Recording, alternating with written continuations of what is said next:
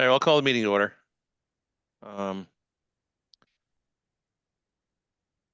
So first up, let's do the approval of the minutes of 1/23/25. Anybody have any edits, modifications? No? Okay, do I hear a motion to approve them? So moved. I'll second. Okay, second. Second. All right, all in favor? Zulik, Yes. Farrington. We don't have them. Oh, we don't have them. Upton, Yes. Smith, Yes. Pasamato. Abstain.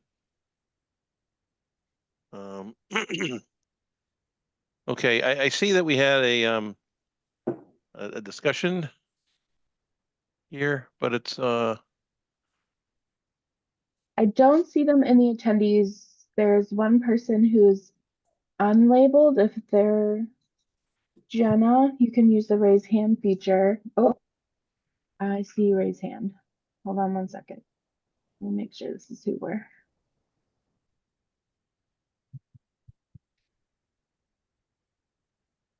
You should be able to unmute. Hi. Hi, low. Jenna. Hello. Okay, you're put as Alice, so that's why we're confused. Oh, sorry. I'm just gonna promote you real quick. I just wanted to make sure that you were who we were looking for.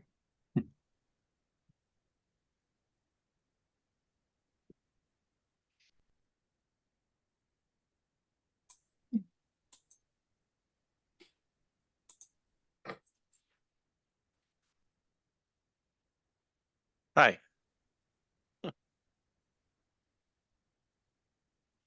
You're muted. There you go. Hi, everyone. Hi. So Uh, you're interested in potentially becoming a conservation member? Yes, I am. Melissa, you sent some words earlier. We're providing her some information with respect to what we do and how we do it. yeah, I sent Jenna some links to our website, some of our permitting information, and some good resources that MACC has, on the Wetlands Protection Act and things like that. I outlined kind of that we do other things besides permitting, like open space and conservation restrictions and such. So, it's Concom's are a little different in every state. So just wanted to know she knew what she might be getting into if she was still interested. But yeah, I don't know if you had any questions on those or if commissioners had questions for her. Just as an initial, meet and greet and feel it out. I didn't have any questions. I thank you for providing all the resources. It was really helpful to look through just what the committee has done in the past and some of the resources that are available on the town website as well. It was really helpful. Thank you. Now, I see that you had some sort of a similar sort of role in New York State. Yeah, so I used to live in New Lebanon, New York, and I was on their conservation committee for 2 years right before we moved. And we were working on certifying the town as New York was doing a big push to certify towns as green cities. And so through that, we applied for a few grants to put in to plant trees in our wetland areas. So that was a huge piece of it. So I was a part of that project, and then also implemented town-wide composting program along with the educational materials that went along with that. Wow. Did conservation commissions in New York State get involved with any kind of open space type issues? Like, for instance, we have land put under our care and control and so forth that it's becoming increasingly a larger and larger part of what we do. Not when I was on the committee. There was some discussion of it just because a lot of the members of the council had easements on their properties, and so sure. there was a lot of discussion around it, but the council didn't really get involved with that.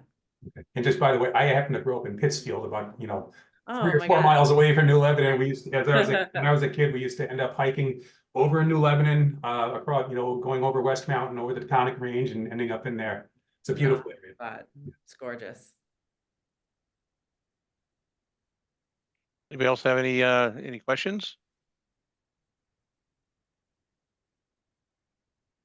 No? All right, well, it was good to meet you, Alice. Only kidding. It's good to meet you, and thank you for your interest. Awesome. Thank you so much, everyone. Thank you. Okay, first up, we have stormwater management permit, 48 Main Street, map 53, lot 11, construction of a building addition.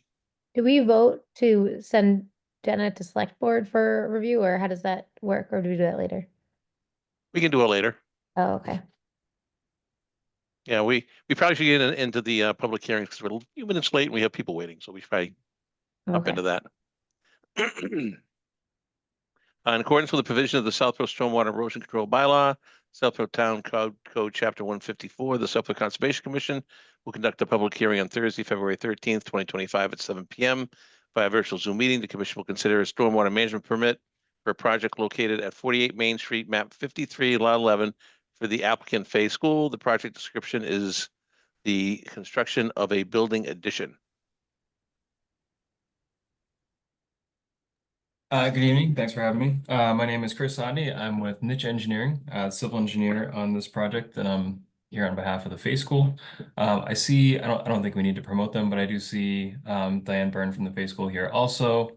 And it looks like Jeremiah Eck, who's the architect, also is as the participants in here. And if I missed anybody, I'm sorry. So I'm gonna run through. I'll share my screen. I'll run through the project. Melissa, I know did you receive the fee yesterday? And I know there was the additional fee for the peer review. I think it was dropped off to Karina, but she told me she got it, so Okay. you're all set. Thank you. Okay, great. So I will share my screen and I'll give an overview of the project. All right, so I want to walk through the utility plan here. The proposed project is about a 9,000 square foot addition to the primary school building at the Fay School. Oh, whoops, I think I'm still not sharing. There we go. So it's about a 9,000 square foot addition to the primary school building at the Fay School. It'll have 4 new classrooms and a multi-purpose room. So you can see it on the plan here. Just an extension off the existing building. And to give you an idea of where this is within the campus, we've got Main Street up here, Middle Road. So it's kind of on the backside here, up against this wetland area. So the building itself, well, the building addition, it's relatively small. The land disturbance is relatively small. It's only about 26,000 square feet total.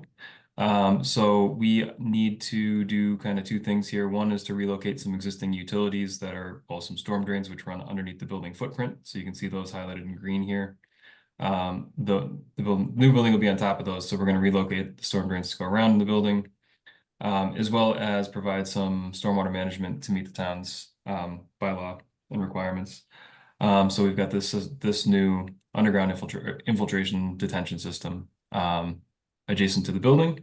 So that is sized to capture 737 cubic feet for infiltration, which is about the 1.7 inch volume over the impervious area, within our site area. And then that's also going to manage and reduce the rates in the 210, 25, and 100-year storms.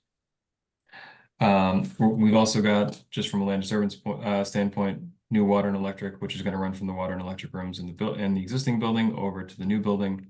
And then we're also going to relocate a sewer, which runs underneath the building as well.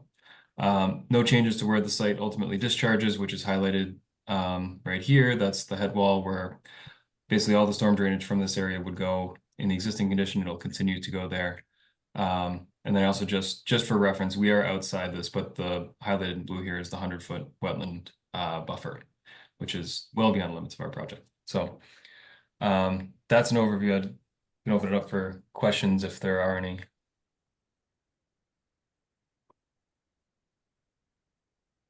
Anybody have any questions from the commission? None yet. I understand, Melissa, we're still waiting for Fuss and O'Neill to review the drainage calcs. Correct. Okay, yeah. Yeah, so nothing as of yet. Okay. Anyone else from the board?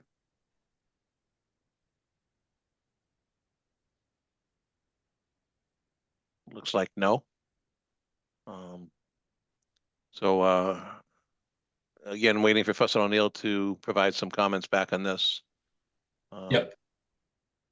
Yeah, so I So- assume we'll continue until we Continue, have yeah. those and are able to respond to them. Right, right. So our next hearing is March 6th, I believe. Yep. Okay. Let me see, I don't know if there's anybody in attendance that would like to make any comments, but we're really in the process. We're waiting for comments back from our consultant on the stormwater here, so.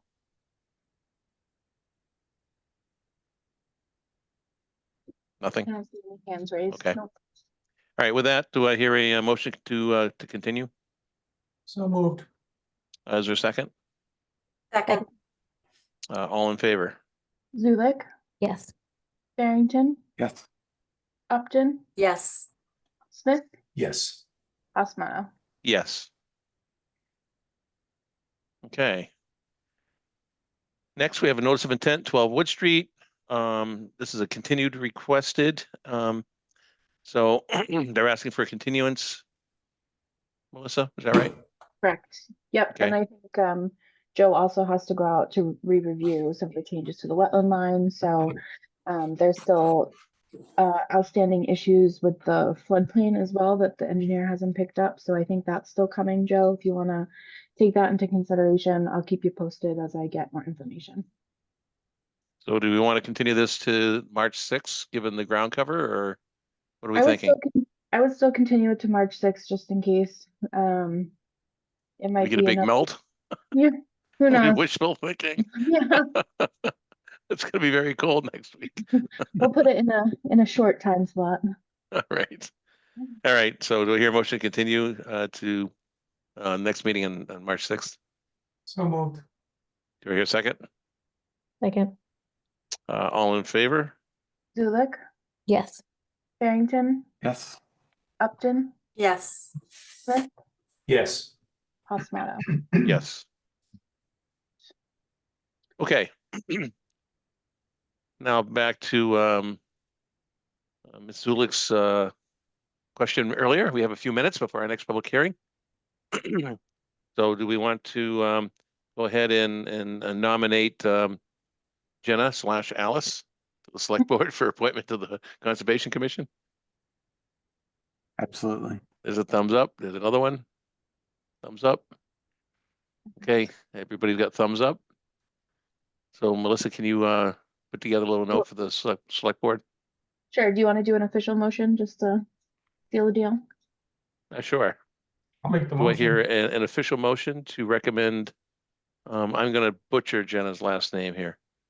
Let me here. Jenna Burberry Lofsky. That was probably terrible. To join the Conservation Commission, a recommendation to the select board So for moved. appointment. Okay, here's a second. Second.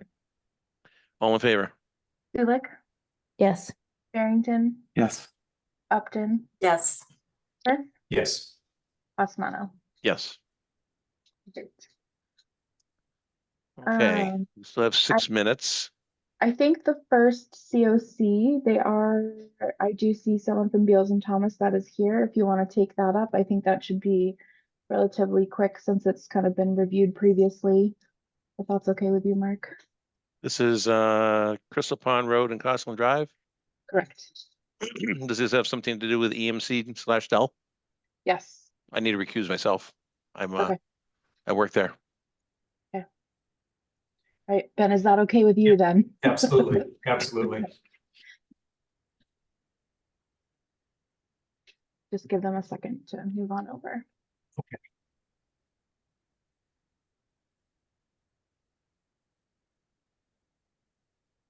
All right, good evening, Melissa. Do you want me to just give an overview?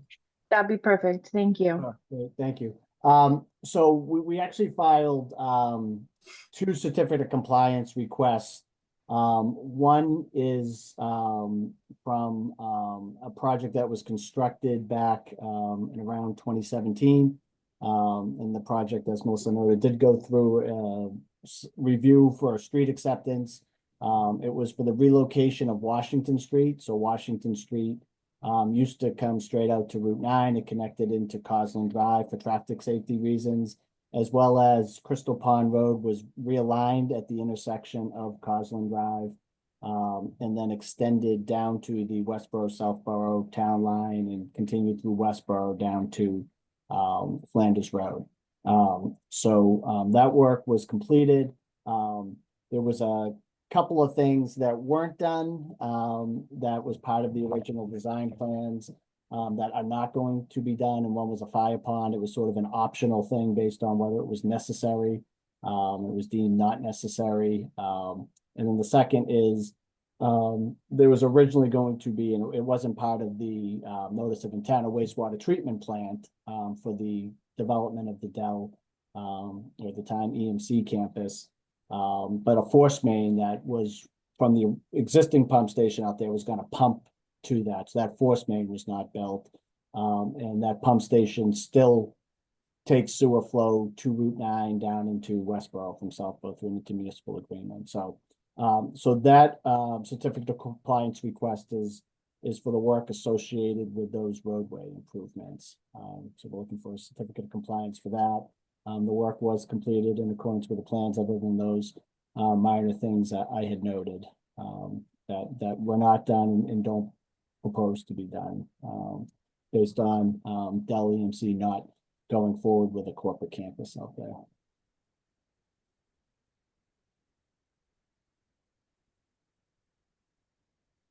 Oh, Melissa, your mic's off. Thank you. And Dan, at this time, we're still not doing the natural resources one. I think that probably Yeah. has to be by DEP. Okay. Yeah, so the second one is actually from it was an order of conditions it was an order issued in 1973 by the Natural Resources Commission, the predecessor to the Department of Environmental Protection. And we've also filed order conditions in Westboro, and the Westboro Conservation Agent Jennifer Miller had spoken to the DEP, and I believe the path forward for those ones is to close them out through the Natural Resources Commission, because they were the one who issued the order. So I think, we'll withdraw that request, or whatever paperwork you need, Melissa, on that. But I've left a message myself for the DEP, but unfortunately I wasn't able to get through, and the person who Jennifer had spoken to was out the balance of this week and next week. So but I believe that's going to be the case, that we'll have to close that out through DEP, since it wasn't the Southborough Conservation Commission who issued an order on that one. Perfect. And I think I mentioned I had reached out to them too. So if I hear anything, I'll let you know as well. Yeah. But I've gotten silence for the last couple of weeks. I got silence, and then I sent an email today, and that's when I got the out of office from the lady that Jennifer Miller had spoken to. So Okay. she was able to get through one time. So we've had at least some correspondence. So that's why I feel like, based on Jennifer saying that, it would be the same in Westboro and Southborough. I don't think there would be any difference because they were both, both of those 1973 orders were issued by the Natural Resources Commission.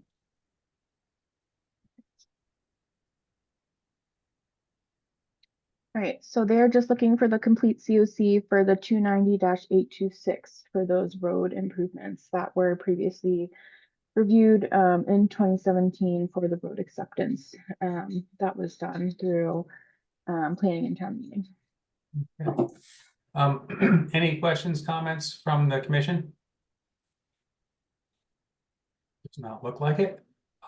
Anyone from the public has joined us here this evening and would wishes to offer a comment or ask a question about this, please use the raise hand function and we'll promote you up to do that. Does not look like it. So if there's nothing, next step is just need a motion to issue the certificate of compliance for DEP file number 290-826. I moved. Thank you. And is there a second? Second. Melissa? Sulik, Yes. Tim, Yes. Upton, Yes. Smith. Yes. Perfect. All right, Dan, we'll probably get that to you by Monday at the latest. Okay, yeah, I know, I'm out next week, but if you just send it, that's fine. Okay, we'll send it to that Appreciate you taking same. the time. Thank you. Thanks for joining us. I'm back. All right, right at 7:20. So this is notice of intent and stormwater management permit, 26 Meadow Lane, map 56, lot 14, construction of a flexible development with 3 single-family units and 1 duplex unit. In accordance with the Wetlands Protection Act, Mass General Laws, Chapter 131, Section 40, and South Row Wetlands Bylaw, the provisions of the South Row Stormwater and Erosion Control Bylaw, South Row Town Code, Chapter 154, the South Row Conservation Commission will conduct a continued public hearing on Thursday, February 13th, 2025 at 7:20 p.m. by a virtual Zoom meeting. The commission will consider a notice of intent and stormwater management permit for a project located at 26 Middle Lane, map 56, lot 14, for the applicant William Putri. The project description is the construction of a flexible development with 3 single-family units and 1 duplex unit.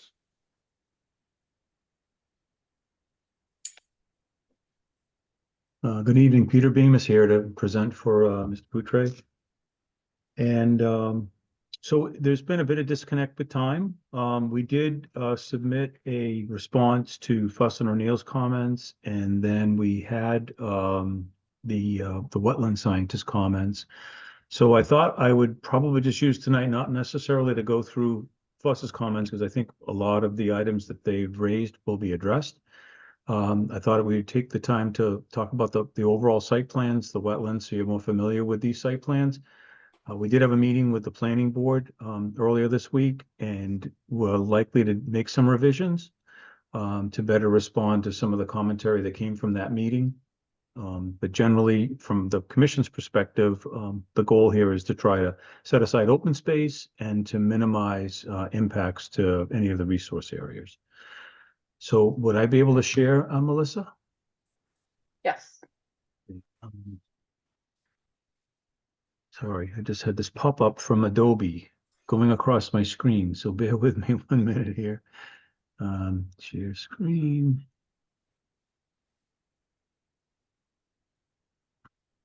And is that coming through? Yep, I can see it. Okay, great. Okay. So overall cover sheet, I mean, you folks know where we are. We're on Meadow Lane. And just for reference, again, Boston Road here, there's our locus map. Meadow comes in and wraps back to Valley. And this is where our locus area is. We do have frontage on Valley as well. And this is the section of the site that we're trying to designate as open space. And again, this section here. Is that the old runway? Yes, it is. And it's Thank the you. old ski tow, Mark. You're old enough Okay. to remember, no doubt. Oh, don't go there. And it's good to see you. That's right. I'm sure you spent many a night going up that, it was a rope, I think it was a rope tow. Yeah, yeah, it was. Yeah. So let's see. Oops, I went too far. Bear with me. I'm trying to see, because all of the, okay, I can move with this. Good. You're still seeing the screen, right? Even though, because I have one exhibit up, but it did switch to the next screen? Yep. Okay, great. Okay. So this is the section of runway here. Part of it's been removed. So this area here where lots were developed, this area has been removed. The wetland scientists for the commission identified this isolated wetland here. So that was flagged and flags located. This wetland here, you folks are probably very familiar with because of some of the other activities with the soil absorption systems here that are located to the north of us. They're separated basically by the runway.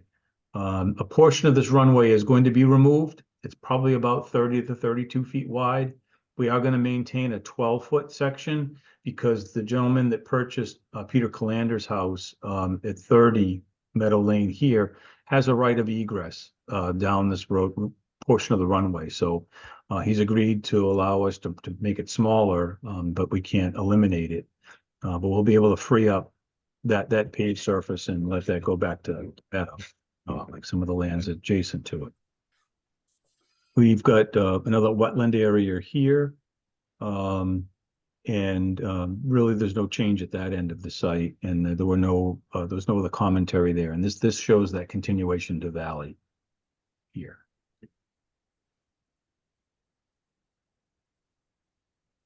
Our proposal is to construct 5 dwelling units in 4 buildings. This building right here is a duplex within this portion of the site. So we've got about 8.5 acres in total. We're trying to get our development area down to basically around this 3.5 acres in here. So most of the site is going to be able to go back into what I call a natural state. To maintain the meadow condition, there'd likely be like an annual mowing of some of those areas. I'm sure that through our dialogue with open space and the open space and the planning board, think that those terms of how those would be maintained would be better defined. Our soil absorption system is located in this area of the site. We will have septic tanks associated with each home. Right now, this is a gravity system that flows to the leaching area. For stormwater management, when we did our analysis of this site, we did not want to look at this in a big global area because it would diminish the would diminish the overall impacts, if you will, for what basically 4 units are going to be in this zone. We are removing a great deal of asphalt. About 1 acre of asphalt is being removed, and we're not putting back that much impervious area. So rather than just take credit for all of this asphalt removal, we're actually going to infiltrate stormwater from every roof. And then we're also going to collect and treat stormwater coming from our paved surfaces. And then portion of that water will get infiltrated, and then any overflow will come back through the municipal system. The commission may not be aware of it, but at one point there's a section of Meadow Lane that comes down around this corner here. There was a drain line that came down through other property owned by Mr. Poutre, located in this area here. So the south, this would be the south west. And that water went through that property without an easement going down to the reservoir. We've since granted an easement through the Board of Selectmen for that infrastructure to support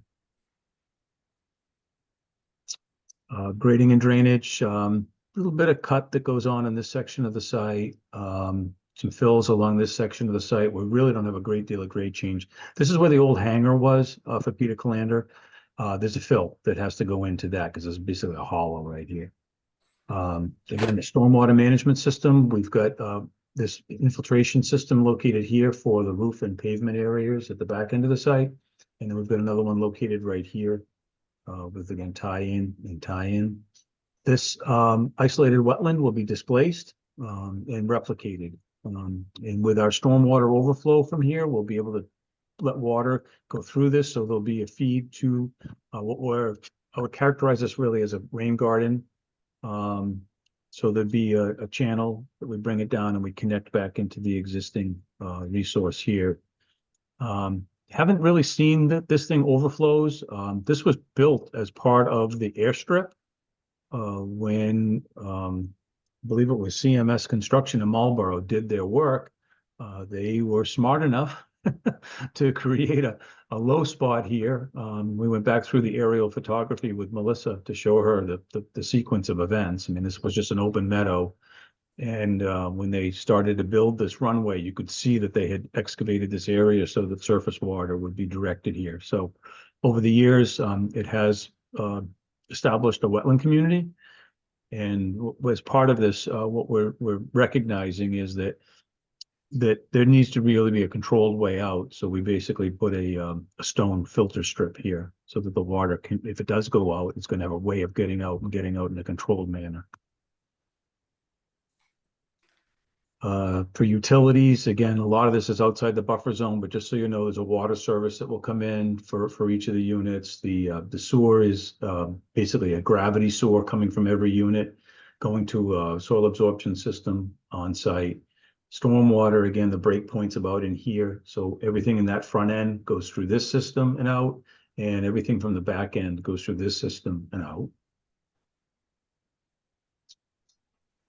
Details of those chambers, the infiltration units around the buildings typically are using this type of arched PVC system, and then we have galley systems. And this is an outlet control structure, so there's details to construct it. This is that rain garden I described to you. for the replication area of that wetland. Stormwater management plan. So we construct this entire project. We have a standalone SWEP. We have a standalone O&M. All those documents are part of the packets. Entrance control aprons for all of the driveways. So this is a full-blown construction activity over a large area. This is our calculation sheet for what is open space, what is naturalized open space, what is a meadow open space, or just general open space, and common open space for our development of our units and how they would travel to the open space. This is a document that we need with the planning board to justify the percentages, and this is probably one of the areas that's going to be revised further because we got a copy of town council's opinions back in early 2000s period. It was like 5 and 7, I believe. And it better defined the ratios of what is allowed and what's needed. And we do need to set aside more open space for this project. This is our conventional plan through planning board. We have to identify that. So I just wanted you to be aware that we can do 6 lots here. The proposal is to just do 5 units in 4 houses. Soil testing throughout the site. This is all the testing that was witnessed. We've done a lot more than this, but this is what was witnessed by the Board of Health. Again, through LID and planning board, they want to see underground contouring of the water table. So that's what this plan basically shows. And this was an impact plan to show an overview of what's basically within, I think it was a half a mile, is this radius that's here. And what resource areas are there. And this is our cut and fill plan. So you can see where fills are going to get located and where cuts would be located. Large area here, but we're not really cutting it very much, but it's still a cut. So that's how the program works. Same thing in this zone. Not very much grade change, but it's still a cut in these other areas of fills. So I'd be happy to answer any questions. I know Joe is here, and Joe is the reason for the isolated wetlands. So I'm going to go back to that plan just for his sake, if he would like to do a description. That's the SWEP. Let me go back another one. This one. So this is that area, Joe, that you had identified, and I believe it was David Burke was the wetland scientist that came out because David had done the work here. And this is the area that gets replicated here. I'll take down the image when you instruct me to. All right. Thank you.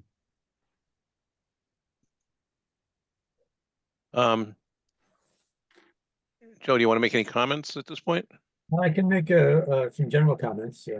I just received these Tuesday, I think, so I haven't had a chance to really look at them in detail. I would say, generally speaking, the IBW is about as I would expect, as far as from what I saw out there, size-wise. I haven't had a chance to go out and review the revised flagging for that area. With respect to the proposed replication area, I know that I did look at that area in general. There is sort of an existing swale that goes through there, so it's probably a pretty good location for that. I think I have probably have some questions on the construction of that with respect to it being more of a rain garden. Maybe some description of the functions of the existing wetland compared to what's being proposed should be provided. The other thing I just noted quickly was that from my original comments, the buffer zone from wetland C that appears it's an offsite wetland, but it appeared that the buffer zone extends onto the site and possibly into the northeast area of the construction. That has not been added to the plan, as I had noted in my initial review. So I'm hoping that there will be, a response to the, review that we had done, a lot of comments, that I could also look at. There are a few other, more minor points regarding, some of the documents, but, with respect to that isolated vegetated wetland, it looks about what I would expect, but, like I said, I haven't had a chance to go out there and take a look at it since it's been flagged. Regarding that area here, Joe, I'm pretty sure that came into the database because I know you raised the comment. Maybe it just falls off locus enough. So let me, I'll make sure that is on some exhibit so that you can see it before we meet again. Because I do recall that comment. Yeah, I know there's an as-built that was done for the adjacent Correct. property. And that shows, the buffer zone from that wetland extending. I don't know if you can see the leach areas on the right-hand side, the septic leach areas. Yeah, this right here. Yeah, that's why I Well, said if you go down to the near the runway, just north of the runway, where they're shown on the plan, not up on top, but on the main part of the plan. The buffer zone runs roughly parallel to the runway, just south of the leach field. okay. So, Alright, and then from what I saw in the field when I was out there, the offsite wetland tends more to the northwest, so I think that buffer zone will also tend to the northwest, and eventually offsite, but it does appear like it pretty clearly extends onto the northeast portion of the proposed property. Okay. Well, I'll be sure that we make sure that that's identified in a way that you can evaluate it and see that it's correct. And Melissa did provide us with the exhibit, so I just remember dealing with it, but I'm not sure why it's not evident in this exhibit right now. Thank you.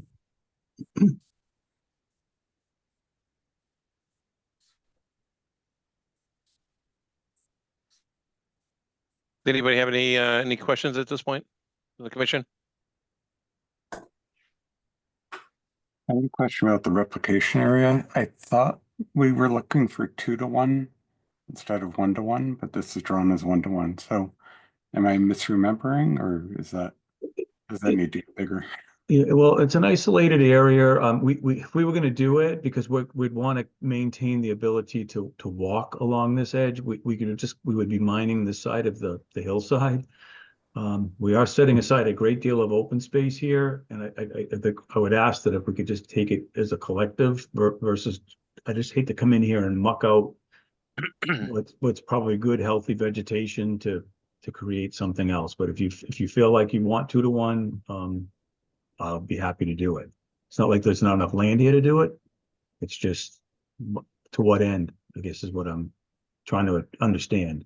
Because all of this is going to be maintained as open space going forward.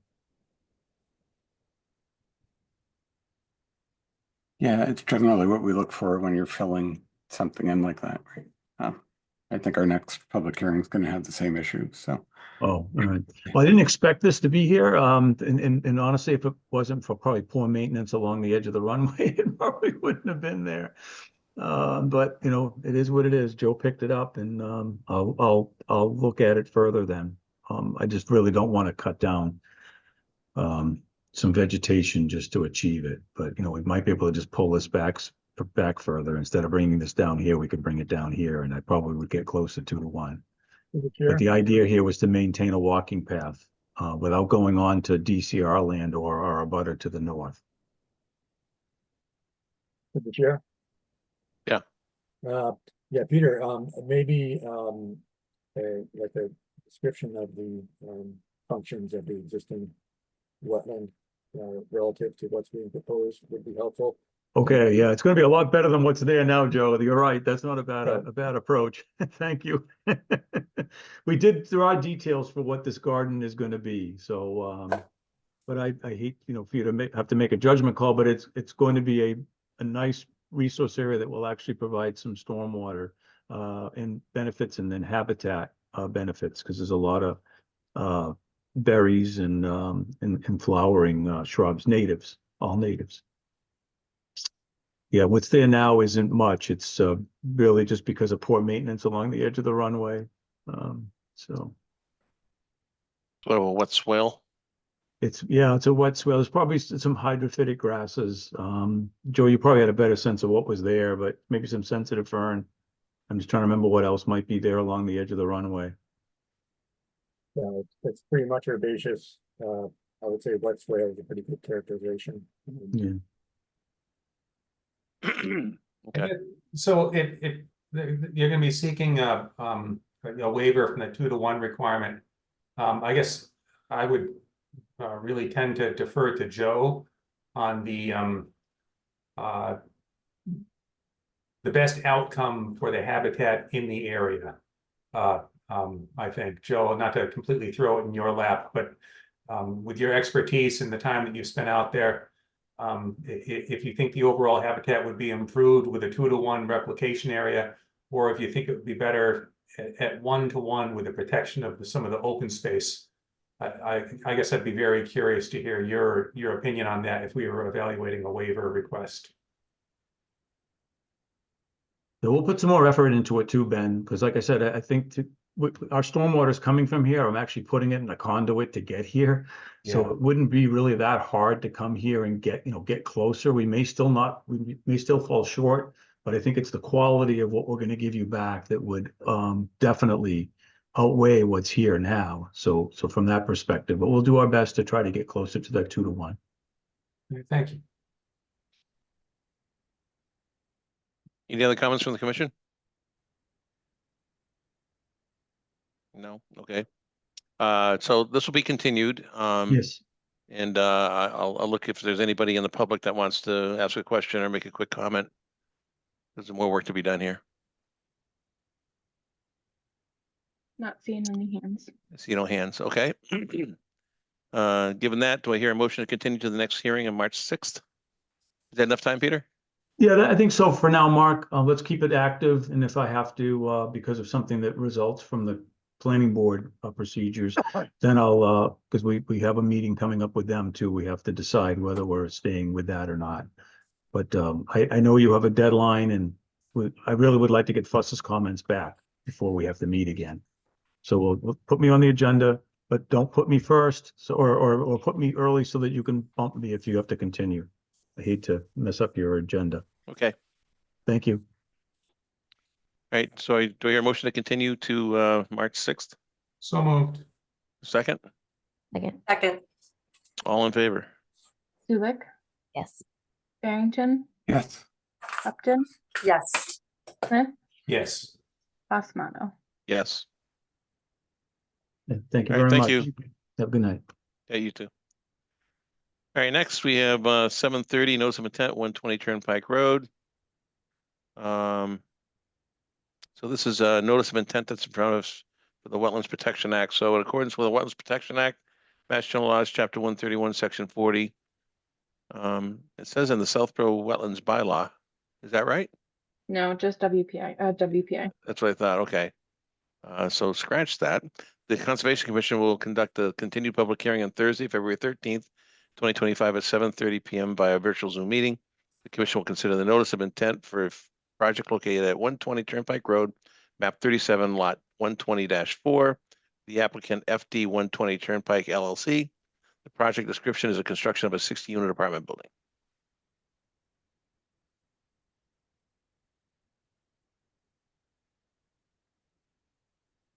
Oh, Good evening, Mr. Chair and Commissioners. Can you hear me? yes, we can. I Great. can. I'm Brian Charville, the Chief Operating Officer and General Counsel of the Ferris Companies, and I'm here tonight on behalf of the applicant FD 120 Turnpike LLC. I'm joined by my colleagues George Bannon, who's Assistant General Counsel, and also by Mitch Maslenka, who you know from Goddard Consulting. And our civil engineer on this project is James Tatro from Expedited Engineering. I was going to take a minute just to recap where we are, and then I'll hand it over to Mitch for the technical presentation, if that's all right. This NOI was first filed last spring, and you may recall that the public hearing kicked off in May. And we wanted to sincerely thank you all for bearing with us as we worked extensively with the ZBA to get through the comprehensive permit. I know we asked for a bunch of continuances, and we appreciate you keeping us on the docket and bearing with us. Melissa and Lara have been really great to work with, and so we appreciate their help. I'll take a minute to walk you in the audience through how the project has changed since you last saw it, if that's all right. As you will recall, the subject property or project is the permitting of a residential apartment building under Mass General Laws, Chapter 40B. If built, the building will contain 60 rental apartments. And we're pleased to update you that probably as you know from local news, the ZBA issued its comprehensive permit in December, and we recorded it at the registry last month. And that public hearing with the ZBA had kicked off in December of 23, and we wrapped it up in December of 24. But over the course of those 12 months, it really did become a better project. So how did it change from when the project was first conceived to when the ZBA approved the comprehensive permit? The applicant made a number of changes based on feedback that we got from the ZBA, from the ZBA's peer reviewers, and also all the folks that spoke at the different instances of the public hearing. And as you probably know, Lucas is not only your peer reviewer on this, but also was peer reviewer for the ZBA, so they know the project well. Specific changes that were made since you last saw it last spring is most notably the apartment building had its shape changed, and it was moved downslope from the southern portion of the 120 Turnpike lot north to be sited on the existing southern parking lot, which is just south of the office building known as 120 Turnpike. And then after the building was sited in the parking lot, it moved again to avoid buffers and concerns that Lucas had brought to the ZBA and that the ZBA shared. So that was a big move, though, that we took the building northward as far as we did. And it really makes for a better site in the sense that there will be a lot less engineering and site work that needs to happen up in the southern woods. The work is going to most notably help skirt the wetland that is mid slope just south of the big parking lot. Whereas under the prior proposal, the driveway was going to snake past it upslope. So that's really good that we're avoiding that. And also with the current site that the ZBA approved, the work is going to avoid, or there's going to be a green sand filter that has to be relocated. And that too is going to avoid and work around any wetlands buffers. So that's really good. There is a small isolated wetland that we propose to be replicated. And thanks to Goddard, they've come up with a 2-to-1 replication for that. And I'm sure you have in mind the land donation history with this project. And so with the extensive changes that the applicant made, we expect to be able to make that land donation that the prior owner of 120 Turnpike had offered to the town several years ago before we were the owners and had a proposal for a 40B here. And that'll be subject to all the permits falling into place, but it was obviously huge that we got through the ZBA, and we appreciate all their help that concluded and wrapped up in December. So that's the brief high-level update. I want to turn it over to Mitch to get into the weeds, but we'd be happy to address any concerns you have or answer any questions. Thanks. Great. Thank you for the introduction, Brian. That was a pretty good overall view of where we've been over the past few months.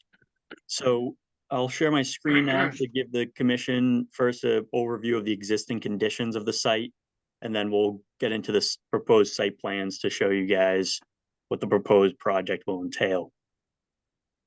Give me 1 second here.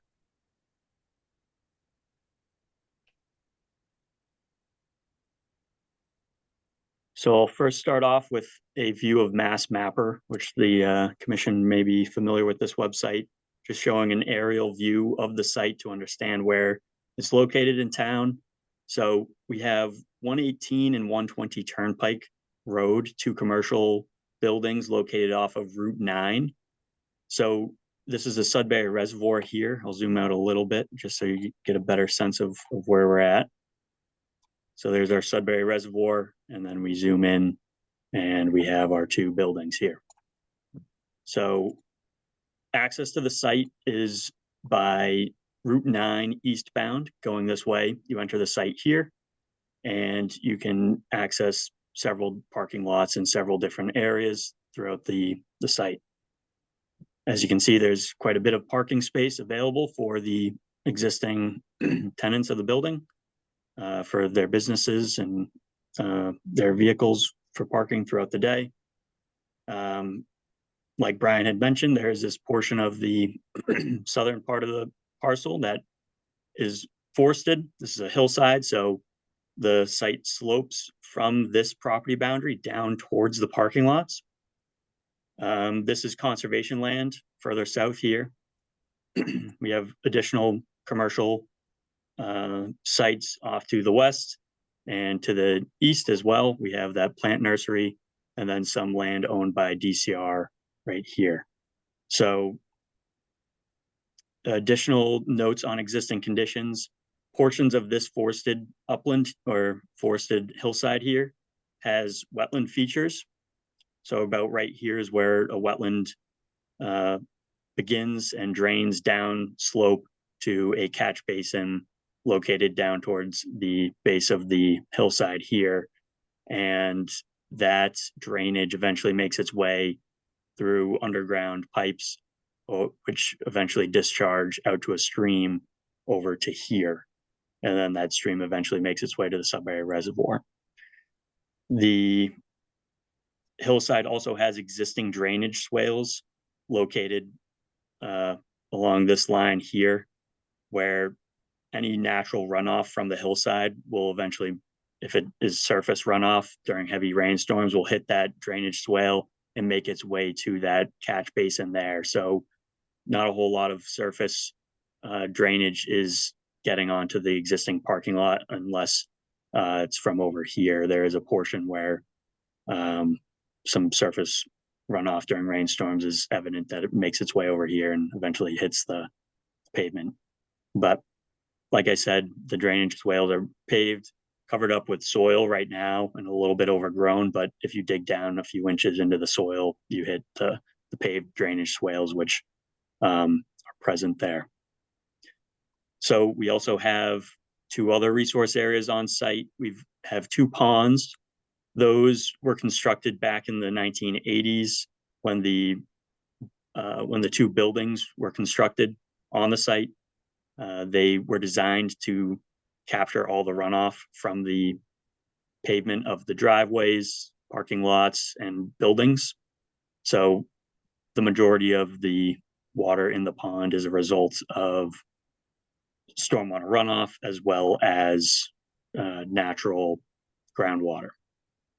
Over here to the east of this pond, there is a bordering vegetated wetland off of that pond there. And also there is an isolated vegetated wetland right around here, about 410 square feet in area, which was identified in the field and flagged and expanded over a few site visits with myself at Goddard and with Joe Orzel from Lucas Environmental. I have visited the site multiple times with Joe, or Joe has visited several times with Goddard, I should say, colleagues of mine, wetland scientists who have collectively agreed upon the wetland boundaries shown on the site plans, which I will show you shortly.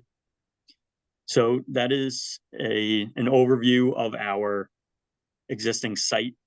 Does anyone have questions about the existing site before I move on to our proposed site plans?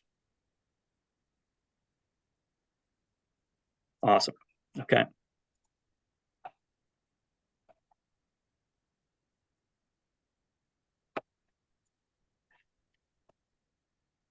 Okay.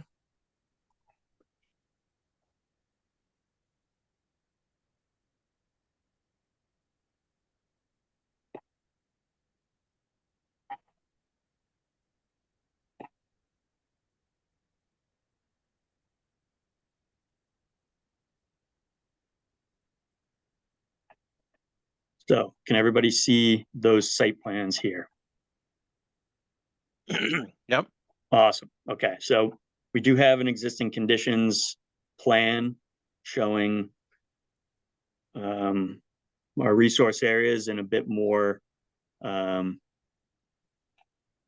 specific ways, where we have the actual flags shown. So around this pond, we flagged the eastern boundary of that pond. And that'll come into play in a little bit when we get into the proposed conditions. There's a replication area that'll be proposed nearby. The entirety of this eastern pond was flagged. And we have shown the 20-foot and 100-foot buffer zones off of those ponds, as they are considered wetland resource areas under the Wetlands Protection Act, as well as the Wetlands Bylaw. Over here, you can see we flagged this additional bordering vegetated wetland off to that east side of this pond. This portion of the wetland back here was not flagged in the field, as it was quite distant from any of the proposed work. And then we have a small isolated vegetated wetland located here. And then we have the other isolated vegetated wetland, which I had noted will be filled in for the project. So this is located here. And then we have that hillside wetland here, which drains to that catch basin, which eventually goes through these drain pipes to the stream further north. And then we've got our existing drainage swales there and there. And then a lot of forested upland. And if you reviewed the original notice of intent, the site plans did propose this hillside to be developed as the building and the parking and the recreational space, stormwater management, and so forth. So you'll see when we move on to this proposed project that we'll no longer have any proposed work upgrading of the wetland, and just to the most upgrading side here, there will be no development. Further down on the hillside, there will be proposed work. Okay, so onto the proposed layout. So this plan is going to show you the proposed layout without the grading and the erosion controls, just so you can see a broad overview of what the project is going to look like. On this sheet, we do have an area where we did propose to remove some paved parking spaces and put pavers, PICPs, which will allow for infiltration of stormwater runoff in this area. And then I'll get to this next sheet. Okay. So on this sheet, this will show you that there is a proposed 5-story apartment building located in the existing parking lot. So that was a major improvement from the original proposed site plans. The original plans had this building located far up the hillside.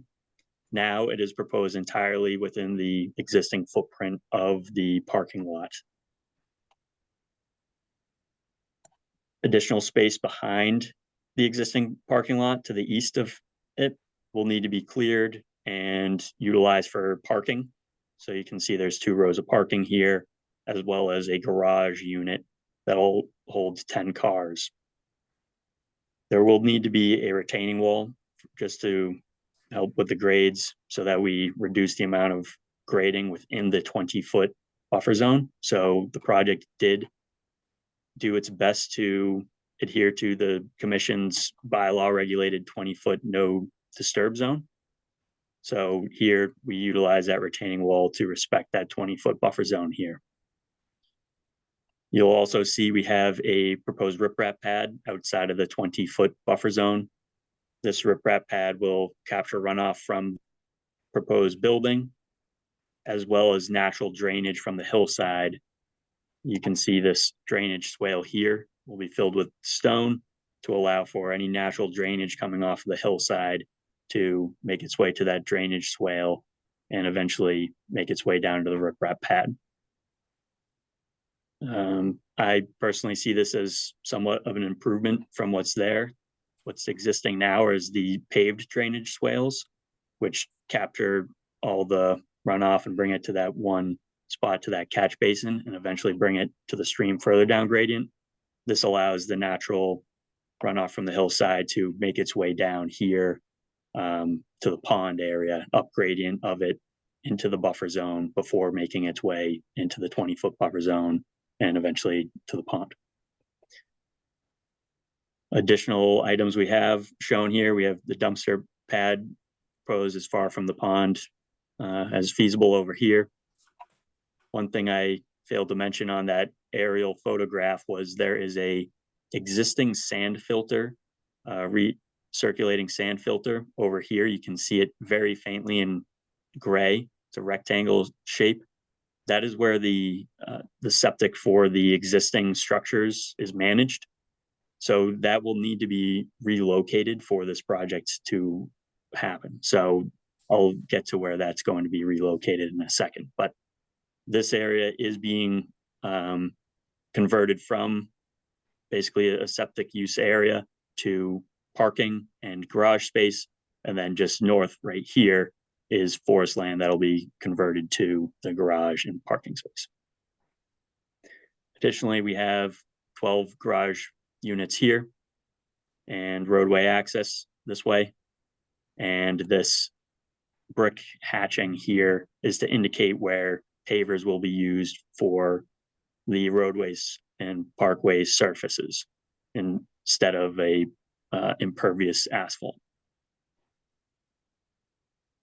Due to the building being constructed within the parking lot will need to be repainted, resurfaced, regraded. Due to the regrading, we will need to raise the parking lot ever so slightly at this edge, which is close to the existing pond.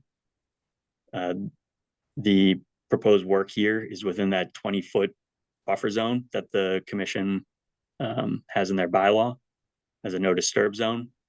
We are proposing and requesting a waiver to work in this area from the ZBA. So as far as the commission's concerned, this area is just going to remain parking lot. It's just going to be raised, so its existing use will be its same proposed use as a parking lot. And then just off the edge of the curbing there is lawn leading to the to those bank flags, and that lawn may need to be regraded ever so slightly and will be returned back to its existing state as lawn. So no natural buffer zone vegetation will be disturbed for that work within the 20-foot buffer zone here. I'll scroll to the next sheet. So getting to the hillside, we have access that'll be provided to the hillside by this walkway here. You'll have to take a series of steps up to some areas that will be cleared and graded and utilized as our septic leaching field. So the septic that'll come from the proposed 5-story building will be directed to a leaching field here. We have our septic tanks shown here and here to a pump chamber, which will force main it up to our leaching field up here. So it'll be utilized as well as a recreational space on the hillside. In order to do the septic up here, we need to have a retaining wall proposed here, which will hold back our soils, keeping this as a level playing field. And then we will have a slope right between these two areas here.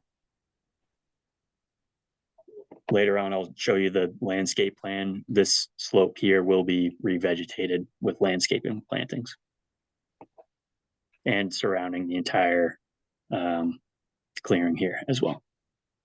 So over here on this side, this is where relocation of the recirculating sand filter will occur. So some clearing will need to occur here outside of the 100-foot buffer zone. And we will need to reorganize the subsurface drainage systems so that our septic can make it from these buildings to the new sand filter instead of directing it back to that area I showed you over here.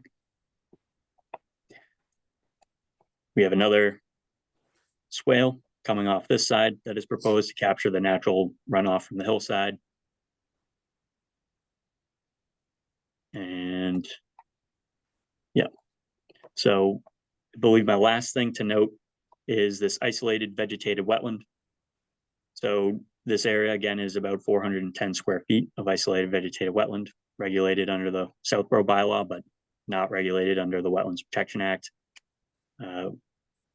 We are willing to respect the Wetlands Protection bylaw though, by proposing to fill this and replicate it at the 2-to-1 ratio required under the bylaw.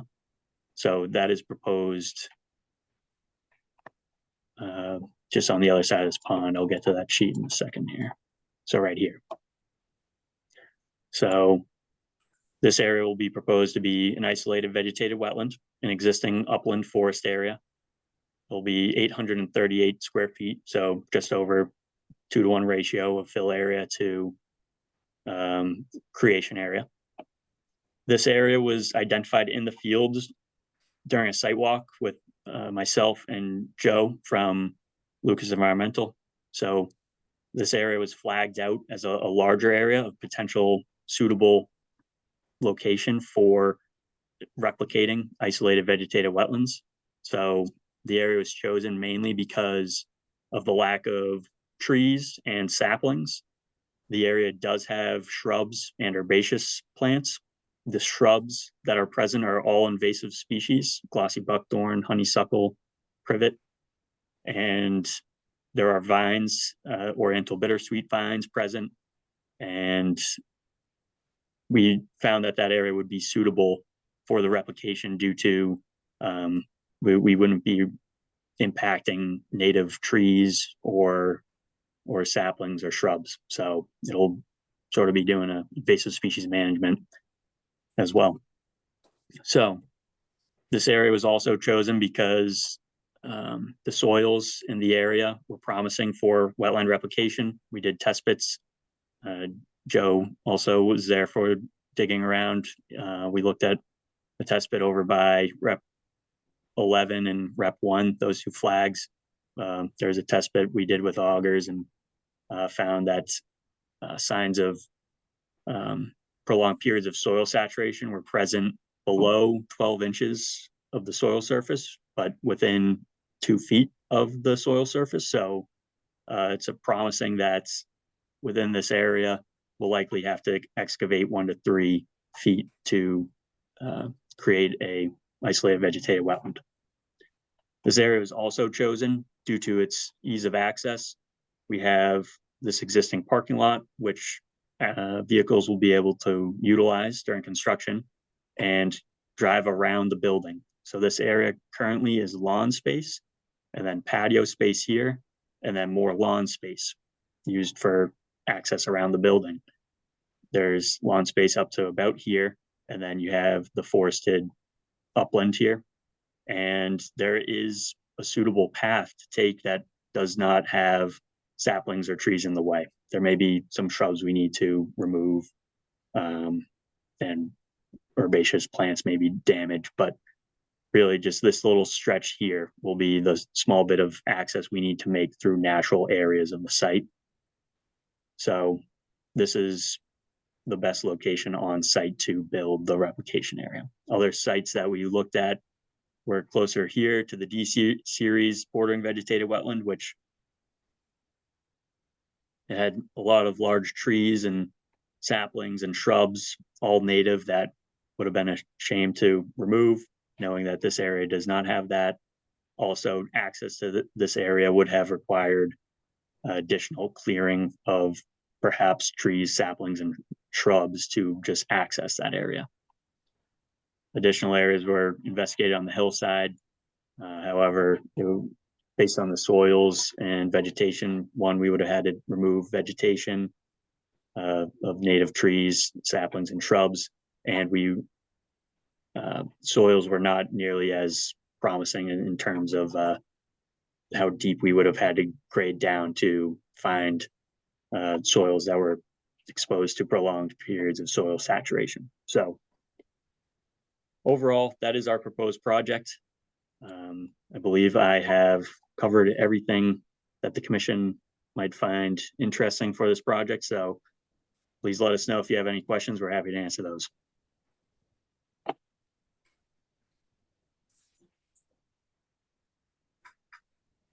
Mitch, I thought that was a great presentation. Certainly helps us understand the differences between the first plan and now what the revised plan looks like. I'm wondering if we could understand a little bit more the plans for the land that you had mentioned would likely be donated to the town should all the permitting go forth. Sure. So that area is located on this hillside. And I actually might need to defer this question to Brian, because he might know a bit more about the transaction that'll occur between the owner and the Conservation Commission. Unless, are you asking more specifically about what the land looks like in terms of vegetation and Also, where on the lot are we talking about? I'm not sure I saw a clear definition of. Yeah, we can't get too detailed in this discussion because this is a open hearing on the WPA notice of intent. Okay. But just generally, we can understand where it is, that sort of thing.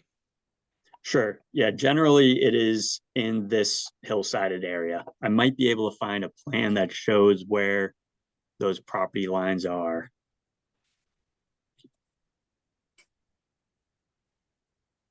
But then only because the public isn't here to be able to hear discussion on that.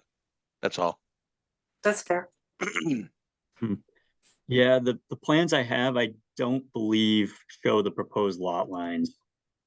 Actually, let me check this one out. Mitch, I think S3 has at least the green line of where the proposed lot line would be that shows that area. S3, okay. Yeah, site layout plan. Just as, Oh, site layout plan, okay. as we're Yeah. looking, Melissa, correct me if I'm wrong, my understanding is at some point, we'll certainly have a more detailed discussion about this. But our role will be really to give our recommendation to select board because we don't have the authority to accept the land on behalf of the town. Am I correct on that? So it would be a conveyance to Concom, but I think it's something that we're working through with town council and for the ZBA 40B permit language as well. Oh, okay. Thank you. Okay, so I think I found the property lines that are proposed. Thank you, Melissa, for pointing that out. So this green line here, the solid green line where it says 74, if you follow that, that is the proposed lot line. So the commission will obtain ownership, it looks like, of the bordering vegetated wetlands and the hillside above. That lot's about 6.2 acres. What it says there, yeah. Looks like that, yep.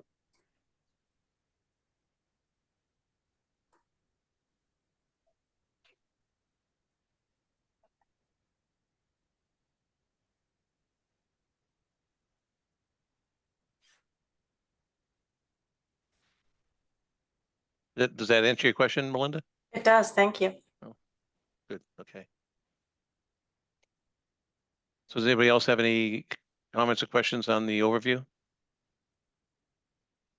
I just had one quick question. Well, maybe two.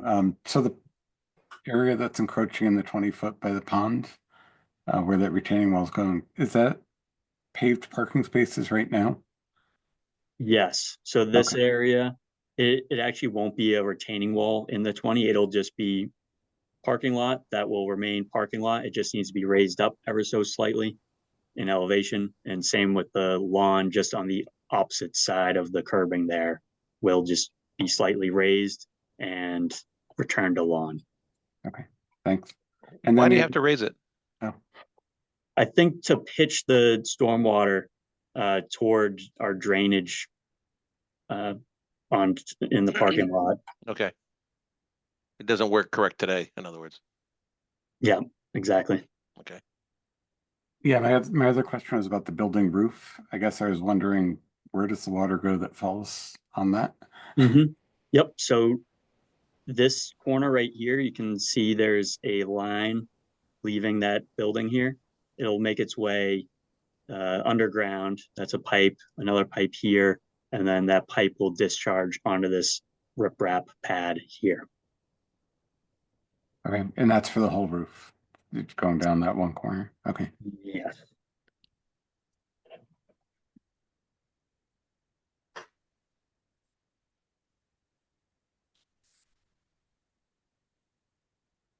Any other questions?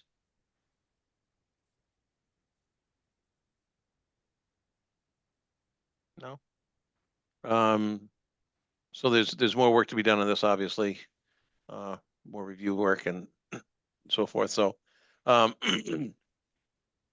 do you need to go back out there again?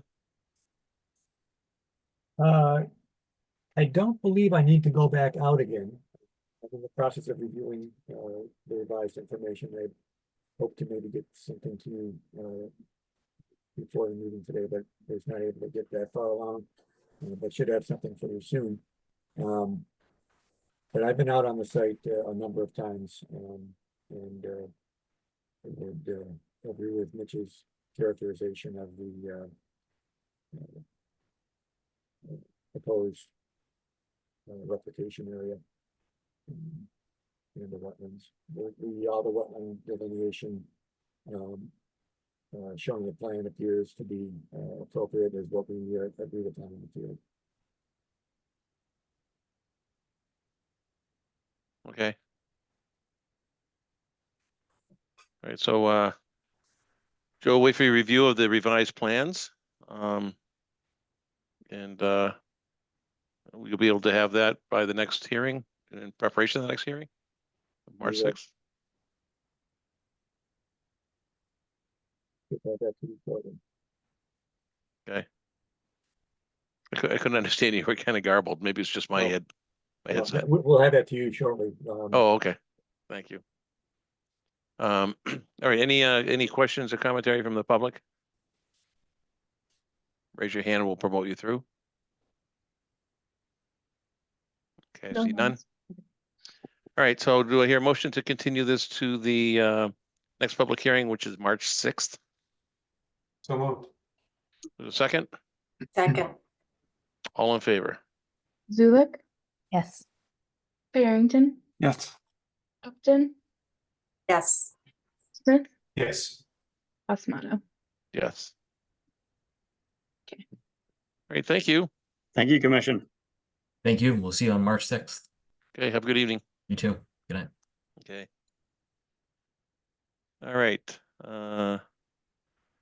See, that's the end of the public hearings. Melissa, next up. Let's see, discussion of potential amendment for update for 200 Turnpike Road, SMP and OOC. Yes.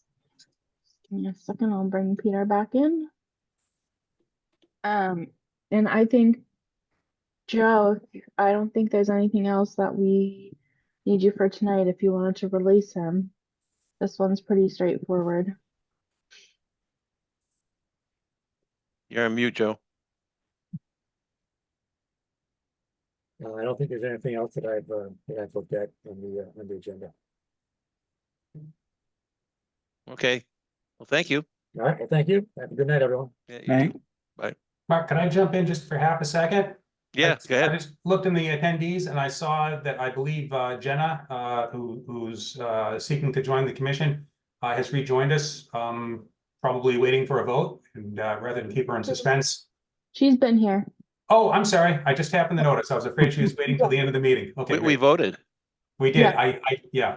She might be regretting that decision now, but yeah. Oh, goodness sakes. She's been a Kevin. great participant. Kevin, go on mute. She's been here. I think she's just watching. Oh, okay. But yes, bless her. Oh, dear. Oh, boy. Alyssa, do you want me to speak now or? Yes. Okay, great. Thank you. Either that or turn your camera off, one or the other. Okay. Fair enough, Mark. Oh, goodness sake.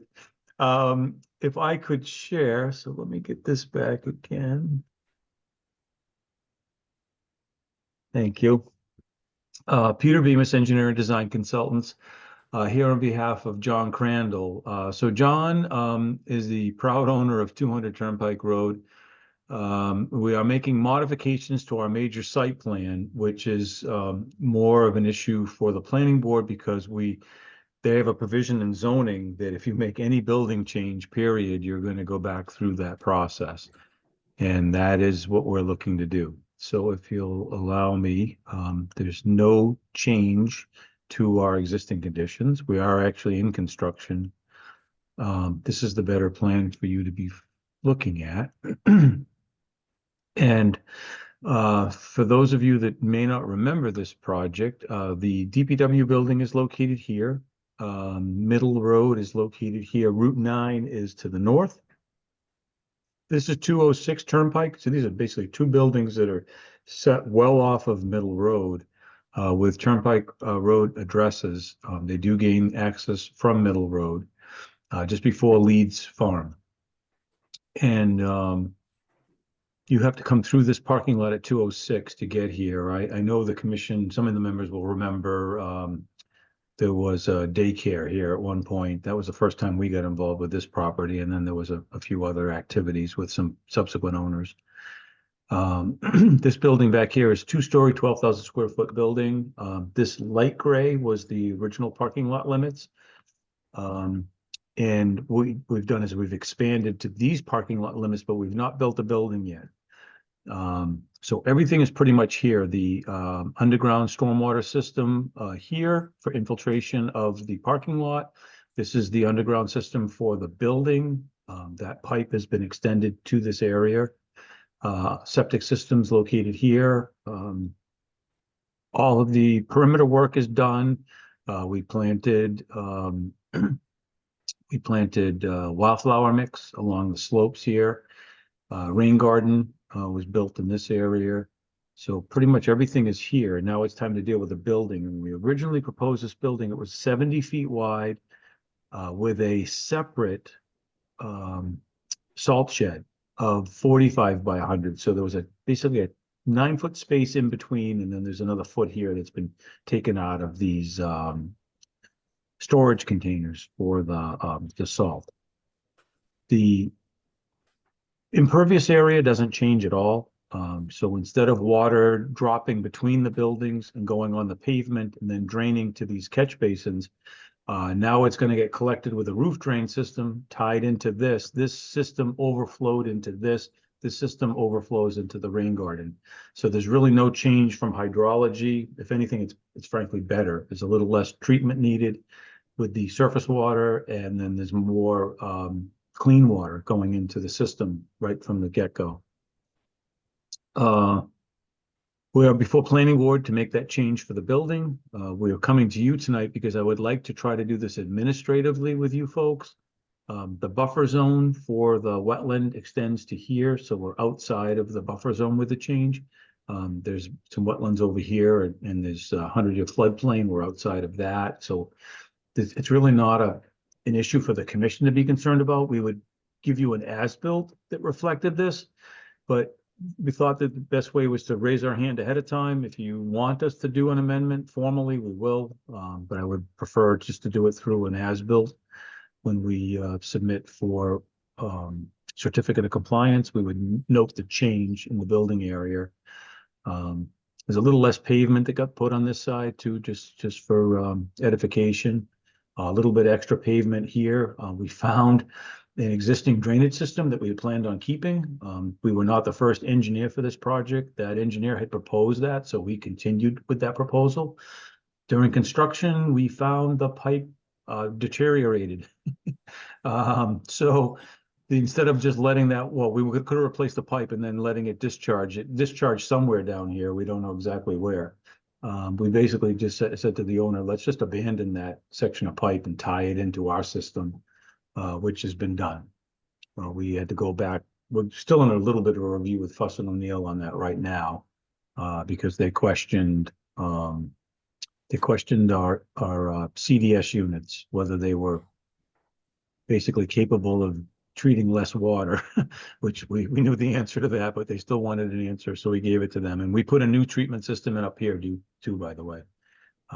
That was installed after the fact, if you will, because when they did make the connection, there wasn't any treatment. So that's been corrected. So I'll be happy to answer any questions. Thank you for the opportunity to present this informally. So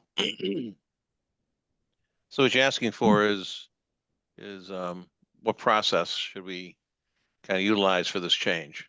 Yeah. So for one, in my opinion, I would like to see some sort of a amendment to the order of conditions here, right? So that when you do the as-built, we've got something to compare it against, Okay. right? Otherwise, we're just going to receive an as-built and not really have a baseline, right? Well, the original buildings were on the original plan, Mark. So the only thing you're going to see different is that instead of a 9-foot gap that was asphalt in between the buildings, you're going to see the buildings connected. And then there was 1 foot, and these activities were outside the buffer zone to boot. So if it was in the buffer zone, I would just not even have this conversation with you. Yeah. I would just do an amendment. But because it was outside and because the buildings really aren't changing from where they were, that's why I thought it was prudent to ask. But I do respect your comment. So, all right, so taking that in consideration, so maybe submitting a list of the deltas now, so that we would have an understanding of what was originally recorded and what you're asking for now. What are those deltas? That way, when you provide an as-built, we can understand Okay. the difference, because the as-built could happen when we're not even commissioners anymore. Now, who knows what's gonna come in front of us? Yeah, no, I want to memorialize this. I do have a full set of documents to give to Melissa, and what I could do for you, which I think would be really valuable, is just do an overlay with a red line, so you'll see exactly what the delta is, and it's going to be very, very minor. So you don't even have to make a decision tonight. I could put that together for you, and then you can bring this up at a future date. And you wouldn't even need me present. If you elected not to support it, then we would file. And if you don't, if you do accept what we submit to you, then you could just put that on the record. We do plan on finishing the job in 2025. The buildings are going to go up. We do expect planning board support for this, which is really where the decision has to be made with a public hearing. We have to go to a public hearing with that. So. Other opinions? It sounds good to me. To me, the critical part is this has absolutely no effect on the proposed hydrology of the site. The drainage doesn't change one bit, and Peter's correct. The one teeny little change is that the treatment effectiveness increases, very marginally, but there is an increase in the effectiveness of the treatment. But the amount of impervious area, it's just a wash.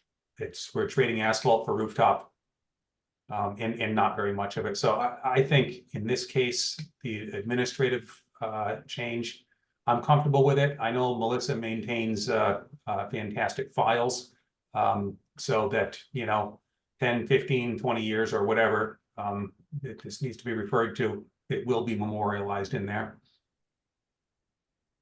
Yeah, I would say, Peter, if you can just get me that set of plans, that would become kind of the new reference point.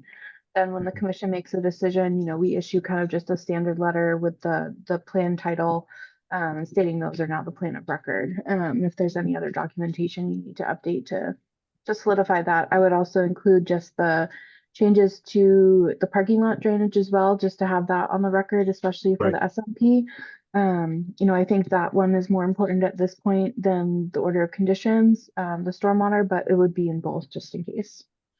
Okay, yeah, great. No, tonight was really just, I gave Melissa a picture. It was a sketch. So you'd get full proper documentation. I just wanted to know the path forward. So if we could do it administratively, I would greatly appreciate that. Anybody have a problem with that?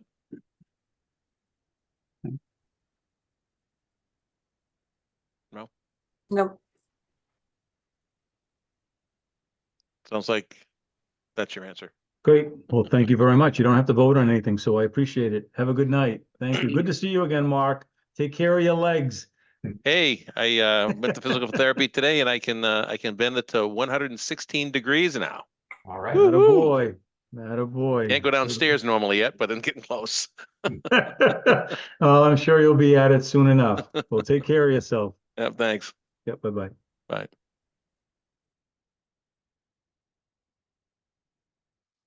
All right, next is 98 Southfield Road. Yes. So this is just more of an FYI / heads up.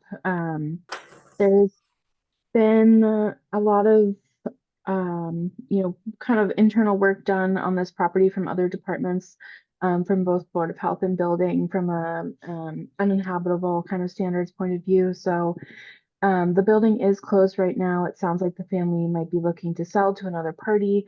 So when they were looking at the registry, they found an old enforcement order from 2005 that Ben had recorded for noncompliance. This originally came from Sudbury Open Land Foundation, SOLF, making a complaint to the commission because this property does abut the tracks, and debris had been started being stored on the other side of the tracks by the property owner at 98 Southville. That is adjacent to the Sudbury River. It is riverfront there, so even the property of 98 Southville has riverfront area on it, so it does kind of go up to the house there. But the majority of it was for kind of storage of materials along the bank of the Sudbury River and on SOLF property. At the time, I did end up finding the initial complaint from SOLF in the minutes from 2005 in which this was discussed, in which the homeowner at the time did come. Some of it, might have not been him, just kind of household debris that had been deposited over the years by various homeowners in the area. But there was a lot, like he kind of made like a backyard lawn setup right on the river's edge with some lawn chairs and the little plastic pool and things like that. Also kind of storage of like lumber and steel.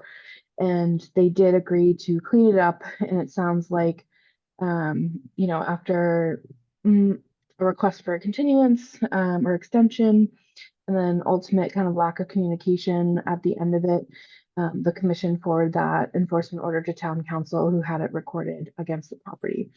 So because of that, it does need to be lifted.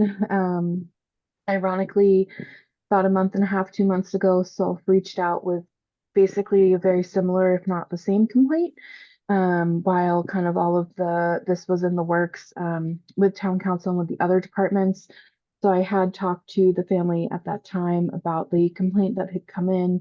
They were aware of it, but now that they're selling, it's become a little bit more imminent. So I have gotten the understanding from the family that they are starting to clean up the debris, and the process would be kind of to submit a formal letter requesting the lifting of it once that the violation has been mitigated. The commission will probably have to do a site visit. Or I recommend you guys do a site visit to verify that materials has been removed, and then a vote to lift, and then, a document kind of recorded against the enforcement order. So nothing to do at this time. Town council has also reiterated to the family that this is the process. It has to be lifted by the commission. It's not something the town can just do, and it was not done for the heck of it. And provided them all the evidence that I had from 2005 as well. So I kind of wanted to give you a heads up in case this drags a little bit farther out in the timeline, in case I'm on leave, so you have some time to digest it and know kind of what the background is and kind of the path forward on that. So I'm sure it'll be back, but wanted to keep you guys updated in the meantime. Okay. Anybody have any questions or comments? So Melissa, if we are called out there while you're gone, is there any way you could maybe put in the SharePoint? Do we have baseline photos in there that we can compare against? Yeah, there should be if they're not there, I'll make sure they're on the SharePoint tomorrow. Okay. I'll put them under the property records of the property address. And Great, yeah. yeah, I finally did manage to track down some photos from SOLF that they had sent. So, and I'll upload the newest ones as well that they sent over too for comparison. So if we go out, we can see whether progress is being made or not, just. Yeah. Okay, Yep. thank you. Absolutely.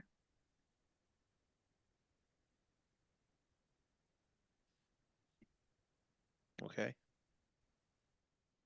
Chestnut Hill Farm updates? Yes, so I had forwarded you, the trustees very recently sent me the RFP for the farmer. They did give myself and SVT a deadline of Thursday at noon. So we had about a day and a half to kind of turn that around. Both myself and Kristen O'Brien from SVT made some comments, very similar, pretty much agreeing with each other in terms of, asking for those priorities and goals to include compliance with the governing CRs. I asked about the management plan, if the farmer would be responsible for providing information on that, or if that would solely be coming from the trustees, and kind of leading the way in that if things do change, then whose responsibility would it be, and ensuring that if something needs to be approved by the commission, that, they are aware of that. That they need a written approval before kind of changes commence on certain aspects. The other item was that they had a statement in there about some restricted use fields, but on any of the maps, I couldn't figure out where those were. They said for grazing or haying after August 15th, so I'm assuming they were the grassland bird fields, but there was no way to kind of confirm that. And then SVT tacked on a comment about adding a map that showed the areas that were governed by the different CRs. So which ones were the SVT one and which one was the CONCOM one. And then just making sure that the SVT CR is included, kind of a management plan aspect as well. So I haven't heard back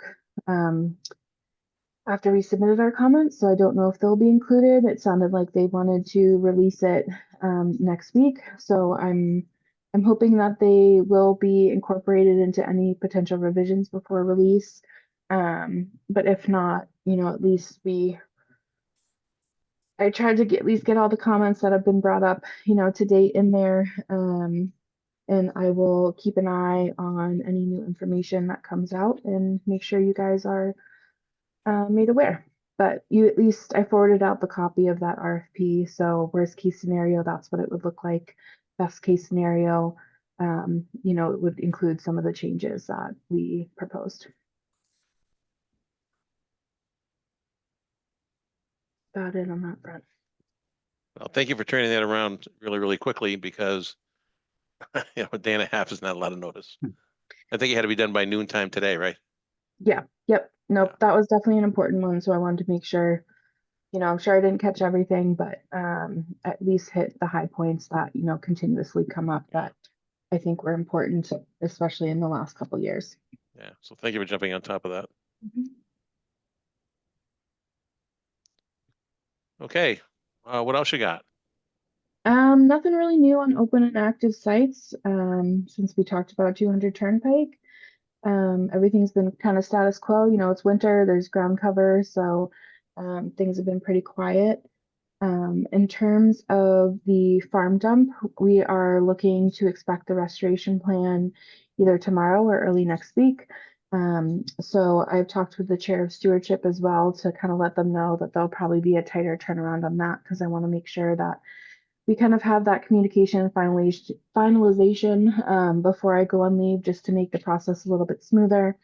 I did talk with the chair a little bit last week just to get some initial comments and thoughts about potential ongoing plans, and kind of focusing on maybe not as much of a new plantings throughout the entire area, but maybe keeping those along the wetland mitigation area and covering the rest with the native cover crops, so that stewardship can prep the soil, do invasive management, etc., throughout the next couple of years. So I talked with the engineer again yesterday morning, and we kind of went over some of those thoughts in the timeline that we're hoping to get around at. And, kind of their hope is to give a few options of what could be done by the contractor, so that the committees can look, review, comment what they like, don't like, to make it a little bit easier. So, not just getting one plan that kind of dictates what will happen, but at least some options for better feedback.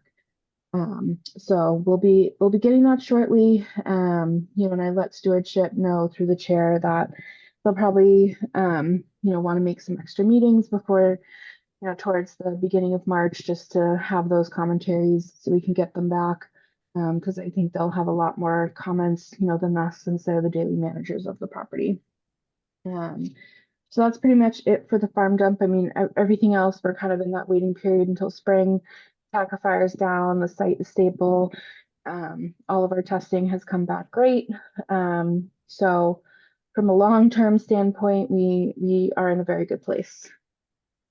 And then I was made aware that a citizen's petition was submitted by Carl Geyer regarding an article for town meeting in April to appropriate $165,000 to pay for independent counsel, to basically look into if we can recoup any of the costs for the remediation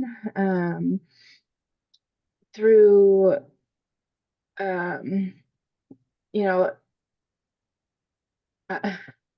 don't know what the end goal kind of is at this point. It's kind of talking about investigation of criminal activity, or dismissals of individuals failing to uphold their oath of office. I know, and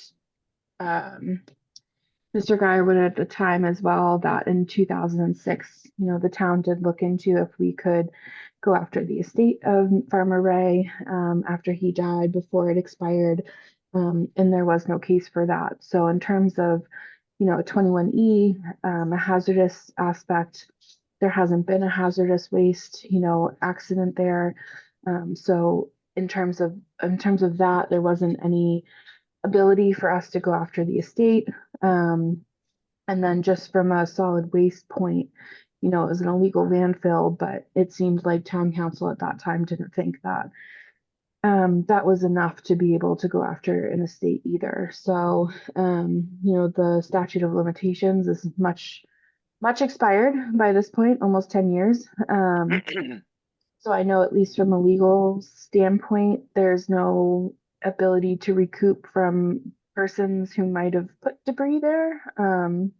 They've been gone for 20 years. So I plan to put together just kind of a general FAQ sheet, since I will be out for town meeting, just for the commission to have and the select board to have, to be able to answer any questions either on the floor or beforehand. Yeah, I don't know. Yeah. I don't know if there's any records anywheres of when the town acquired the property, of of discussion that was had, knowing that the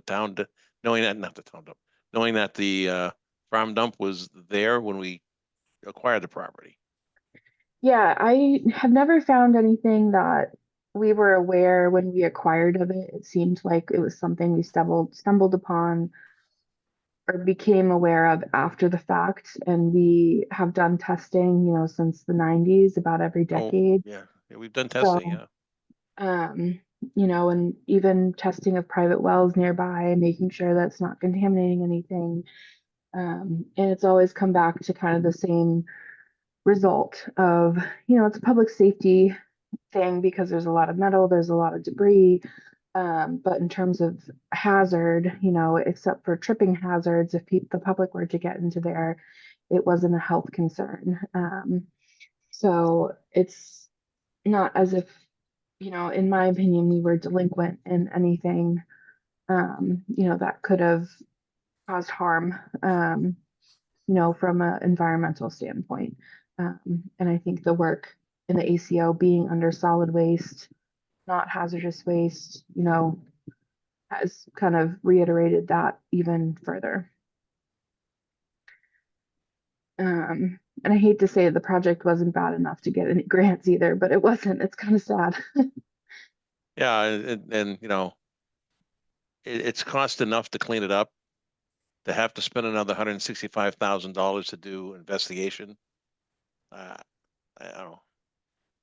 I'd be a little surprised if we had any involvement in town at town meeting with this. I suspect the select board and town council will address it to the, Yeah. Yeah. and the whole will, I think, act fairly quickly. Yeah, And I'm assuming because it says to be expended with the approval of the select board, it's one of those things that wouldn't be binding possibly either. It's one of those like suggestive ones like we've kind of had for the last couple years, but I'm not 100% certain on that, but that's just kind of how it reads to me. But yes, I know I'm sure town council will have a Yeah. quick snippet to say on it. okay. So that's always exciting. And then just as an FYI, the peer reviewing contract with Niche Engineering has finally been signed, so that's in place. So anything moving forward, of course, they just submitted phase school to us, so obviously they're not reviewing their own project. Fussin' O'Neill is carrying us out through that. But anything else new, kind of moving forward, Niche will be handling, both from a planning board and conservation standpoint for stormwater, and for planning, also their civil and major site plans as well. So Fussin' O'Neill, has stopped kind of their peer review services for municipalities. So we've been very thankful that, we've had them for a long time. So they have carried us through till we found another one. But they're just no longer in that side of the world anymore. Then the only last thing I had that came up recently was 170 Woodland Road. This was a full order of conditions that we issued in the last year. And essentially, there's 4 trees, 2 of them within the 20-foot buffer zone, and 2 of them just outside that they are requesting to be removed. And I can share this plan really quickly just so you have a visual. So these are the 4 trees that they're looking to have removed.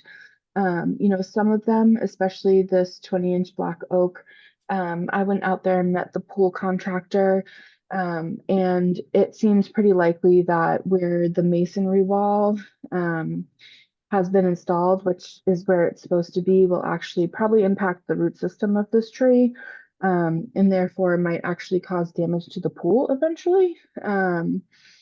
And so for that reason, that one was a little bit of a hazard. It's not necessarily in declining health as of right now.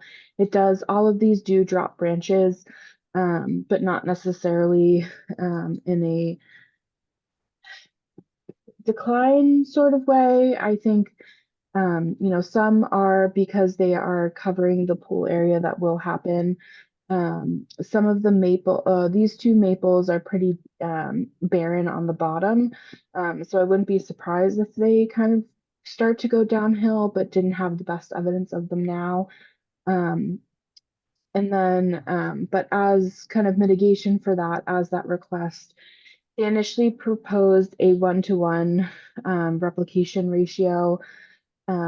With new plantings within the 20-foot, I suggested a 2-to-1, which they were fine with, and also leaving 6 to 8 foot snags, except for this black oak because it has a tendency to resprout. So snags would be left for these 3 trees. This one would be a little bit shorter, more flush to the ground for wildlife. And then instead of planting a black oak, instead of planting an American elm, planting a white pine. So I've made the recommendation of doing 2-to-1, not 1-to-1.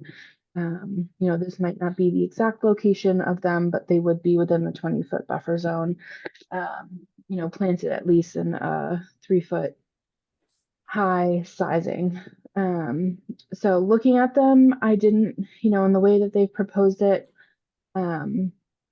I kind of went back and forth on this red maple, but it does, I didn't have any obvious objections. I kind of could get what their point is with some of the branches. They are leaning this way, even though this one looks a little bit farther. It will be kind of right over where the pool is, so I wouldn't be surprised if a big chunk does fall off eventually right into their new pool.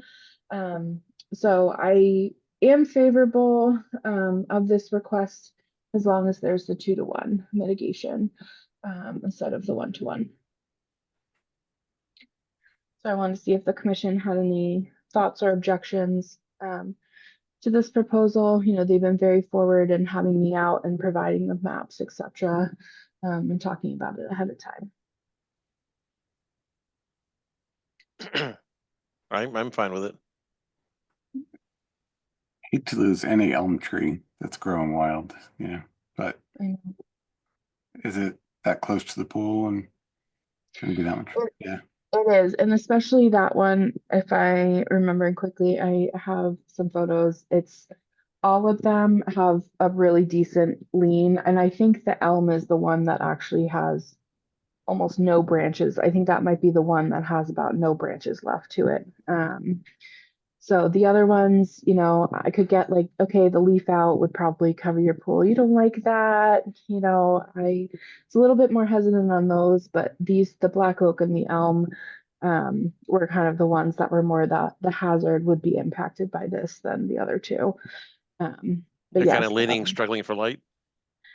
yeah, and I mean they're bent, especially I think the elm and the black oak, they're bent pretty good, at least like a 45-degree angle over, so or more, towards the interior where the pool's going. So I wouldn't be surprised if in the next couple of years they continued down that way. Oh.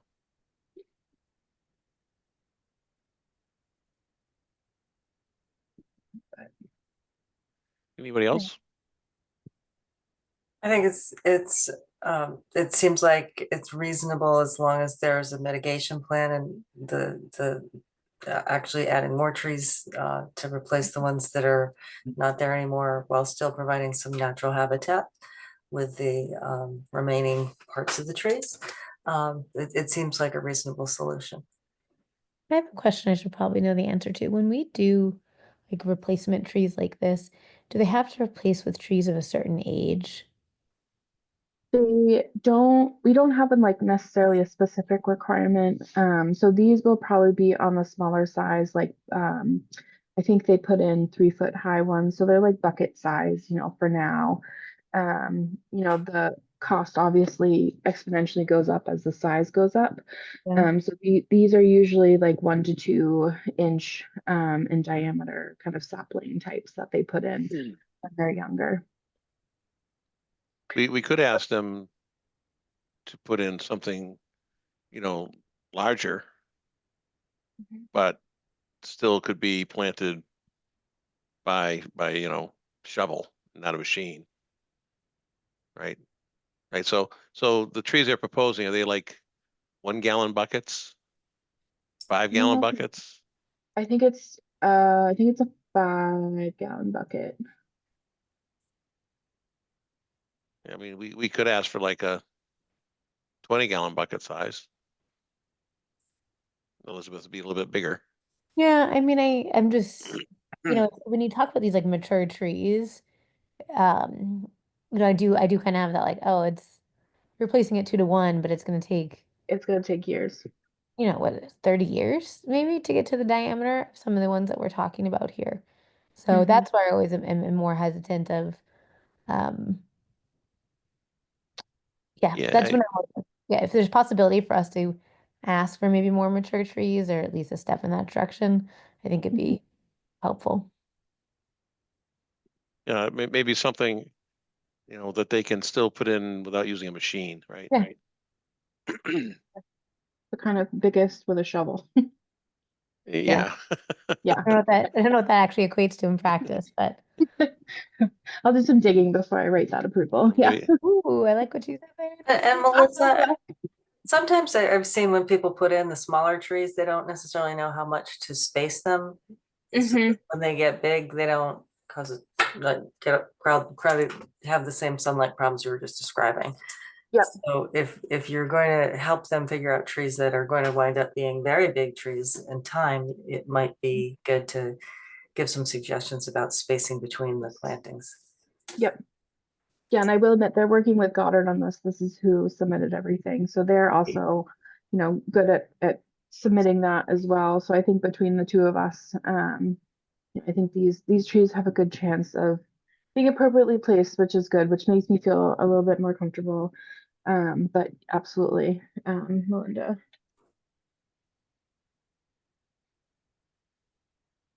Yeah, they may have some help after this storm on Sunday too. I know, icy. Yeah. I see. Anything else? That's all I got. I got a bonus, just FYI for the commission. Several weeks ago, we heard from the electric company about Woodland Road and the clearing of trees to help prevent storm damage. It is underway. Very big trees have been coming down. A lot of them had big red X's on them, and Melissa and I had been texting back and forth, but just wanted to let you know in case you want to see the progress. They've started at Route 9 and they're probably about a third of the way through this section of road.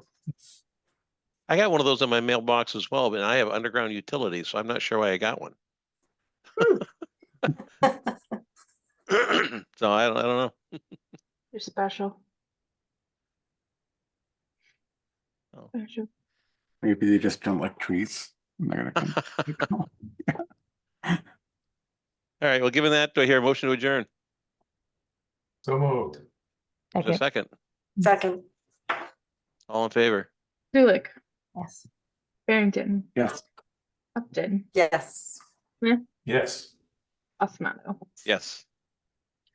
Perfect. Okay, thank you. All right, I'll see Good you in night, 3 weeks. everyone. Good evening. Bye. Bye-bye. Bye. Bye.